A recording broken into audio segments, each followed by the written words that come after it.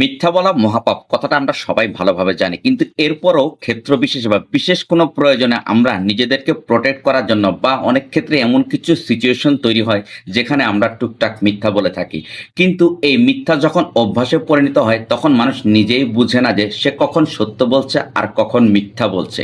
আমাদের মধ্যে এমন কিছু মানুষ থাকে যারা বিনা কারণে কোনো প্রয়োজন ছাড়াই শুধু অহেতুক মিথ্যা কথা বলে।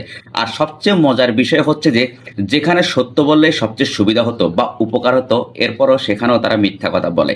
আর এটা শুধু বা এই বিষয়টা শুধুমাত্র চরিত্রের দুর্বলতা নয়, বরং এটা এক ধরনের মানসিক অসুস্থতা বা মানসিক বিভ্রান্তির মতো।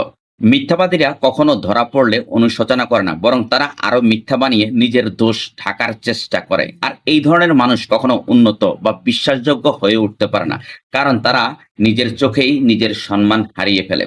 আমাদের উচিত এই ধরনের আচরণ থেকে নিজেকে বিরত রাখা, কারণ সত্য যতই কঠিন হোক না কেন তার আলোয় একদিন সব অন্ধকার দূর হয়ে যায়, আর মিথ্যা যতই সাজানো হোক না কেন সেটা এক সময় ভেঙে পড়ে। Thanks for watching.